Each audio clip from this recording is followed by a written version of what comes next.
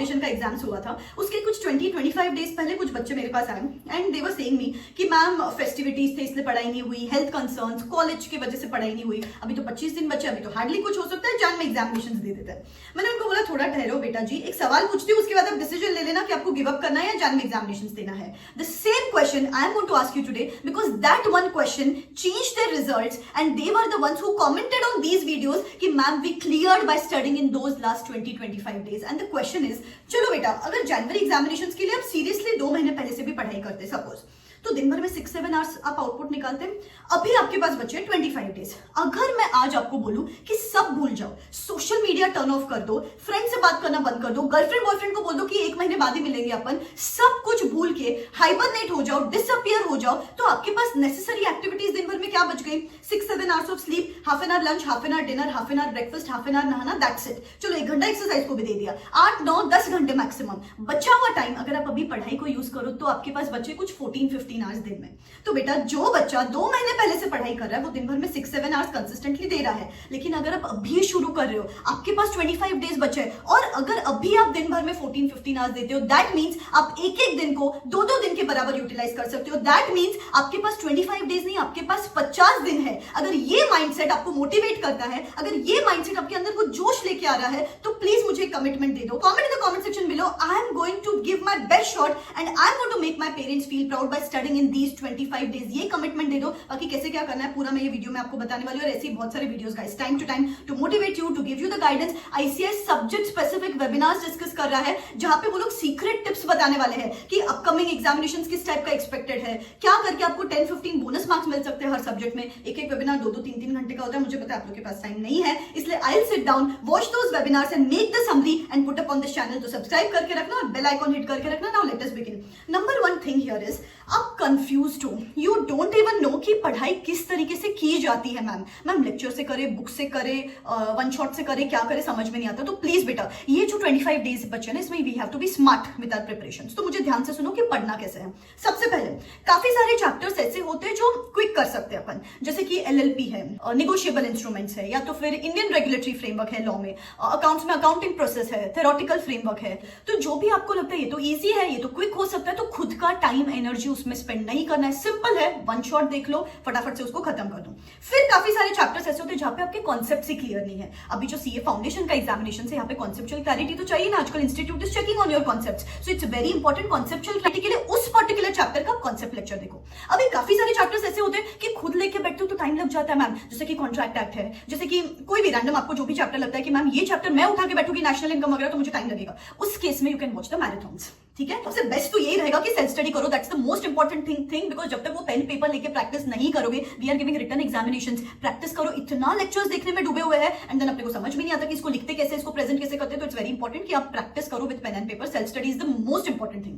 फिर उसके बाद सबसे इंपॉर्टेंट थिंग है रिविजन्स। बेटा बहुत कम टाइम बचा है, बहुत वास्ट सिलेबस होता है सीए का, तो यहाँ पे हमेशा ध्यान में रखो, भले ही you do the selected chapters, लेकिन उसको बार बार लूप में स्टडी करते रहो। अगर आपको एक ब्रूस ली का कोट पता है, I don't fear the man who has mastered 10,000 kicks, I fear the man who has mastered 1 kick 10,000 times. तो भले ही आप सिलेबस वाइज 60-70% चीजें करो, दैट इज ओके, लेकिन वो 60-70% को मिनिमम 2 से 3 मार्क करके जाना है before your examinations, so that भले आप 80 मार्क्स का पेपर लिख के आओ, उसमें से भी आपको 60 मार्क्स मिल सकते हैं। अभी मुझे पता है आपके दिमाग में आ रहा होगा मैम कौन से है सिलेक्टेड चैप्टर, क्या करे कैसे करे, कुछ समझ में ही नहीं आता मैम। तो not worry guys, to help you out I am coming up with the last month workshop on how to clear CA foundation examinations in last 30 days, even if you haven't studied much till now. Guys, till date I used to conduct these workshops only for CA intermediate and CA final students, and when those students can clear by studying in just 30 days, आप तो CA foundation के बच्चे, आपको तो 300 plus marks आ सकते हैं। Hello everyone, I'm Ahana Mehta and I've cleared my CA intermediate in September 2024 attempt.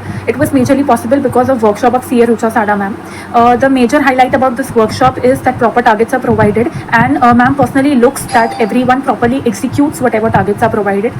Secondly, the tests are corrected appropriately as per the marking system of the ICAI and the tests are really a game changer. I'm Harshita and I cleared my CA Inter Group 1 examinations in November 23 and this I could do so only in last 30 days because 1 month before exams I was not even prepared for a single subject and I totally gave up and lost hopes that okay, this is not going to be my attempt, let's try it out in May 24 and skip this attempt. I was so panicked, and then I saw Rucha ma'am's workshop about this last 30 days. So I joined this workshop, and this workshop did wonders for me that I cleared Group 1 examinations with the exemption in accounts with 65 marks and 55 marks in law. Thank a lot to Rucha ma'am for conducting this workshop and saving my attempt. इस workshop में मैं 8 power packed sessions लेती हूँ. कल ही एक session हुआ है. अगर आप अभी एनरोल करते हो वर्कशॉप के लिए तो immediately you will receive the recording of the same session. Next session is tomorrow evening, that is 18th evening at 6 PM. अगर आप ये वीडियो 18th के बाद भी देखते हो तो you can enrol yourself, you can watch the recordings at 1.5 speed and get equal benefit out of it. Because यहाँ पे मैं एक स्मार्ट ब्लूप्रिंट शेयर करती हूँ. जैसे कि I studied all the ICI, RTPs, MTPs, ICI section wise weightages study करके I understood that there are जो सिलेक्टेड चैप्टर्स जिसमें से मैक्सिमम मार्क्स का आता है एग्जामिनेशंस में. तो कौन से ही सिलेक्टेड हाई अर्निंग चैप्टर्स, इनका टाइम टेबल कैसे बनाना है, कैसे अभी तक स्मार्ट स्टडीज करके, रिविजन करके, पेपर सॉल्विंग करके अपन अब तक की एग्जामिनेशंस क्लियर कर सकते हैं, पूरा डिटेल में हम यहाँ पे बात करते हैं.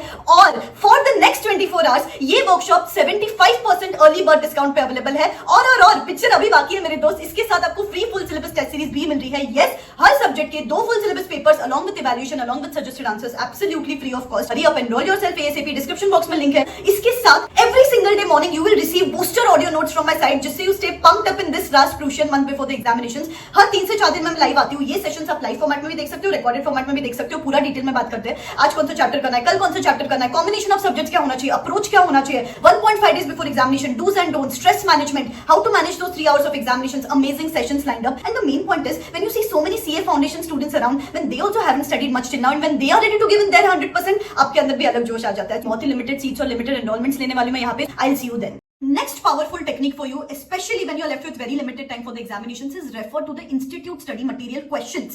अगर आप context के लिए, provisions के लिए, concept के लिए आप lecture देखते हो, that is fine. लेकिन questions जो study material में रहते हैं वो precise रहते हैं, तो कम रहते हैं. And उसके साथ ही साथ as it is questions भी आते हैं काफी बार. जैसे accounts में same questions देखे गए हैं, economics में same questions देखे गए हैं. तो अगर आप उधर से ही पढ़ते हो, the source material जहां से institute paper set कर रहा है, तो that gets easier for you. Don't complicate the things in these last few days. You have to be smart about your preparations. तो सब कुछ भूल जाओ. तो इतना कंफ्यूजन है कि मैम फैकल्टी का मटेरियल है, रिवीजन नोट्स है, चार्ट्स है, इंस्टीट्यूट का मटेरियल अलग है, तो भी क्या करे, कुछ करे, समझ में नहीं आता. तो प्लीज बेटा सब कुछ भूलो. Institute study material, institute RTP, institute MTP, institute suggested answer, सिर्फ इतना करो, वो भी काफी है. क्योंकि लास्ट वीडियो में मैंने ये बात बताई थी तो एक स्टूडेंट ने कमेंट किया था कि मैम 1 महीने पहले स्टडी मैट कैसे उठा के बैठे. बेटा 1 महीने पहले स्टडी मैट के क्वेश्चंस उठाओ, because those are very precise, very limited and as it is पूछे जाते हैं. So that is very important. Material prospects है. Next thing which is important is paper solving and presentation. बेटा अभी exams को 25 days भले ही बचे, जैसे मैंने बोला सिलेक्टेड स्टडीज करो, लेकिन हर सब्जेक्ट के मिनिमम 2 पेपर्स आपको देने ही देने. बिकॉज ये देखा गया है कि बच्चों को प्रेजेंटेशन की वजह से 10-15 मार्क्स ऐसे ही कट हो रहे हैं हर पेपर में. जैसे कि अकाउंट्स में फॉर्मेट्स ड्रॉ नहीं कर रहे हो बराबर, नरेशंस नहीं लिख रहे हो, डेट्स नहीं लिख रहे हो, आपको लग रहा है कि बैलेंस शीट टैली करो, दैट्स इट. बेटा बैलेंस शीट टैली को तो आधा मार्क रहता है, बाकी जो स्टेप्स रहते हैं,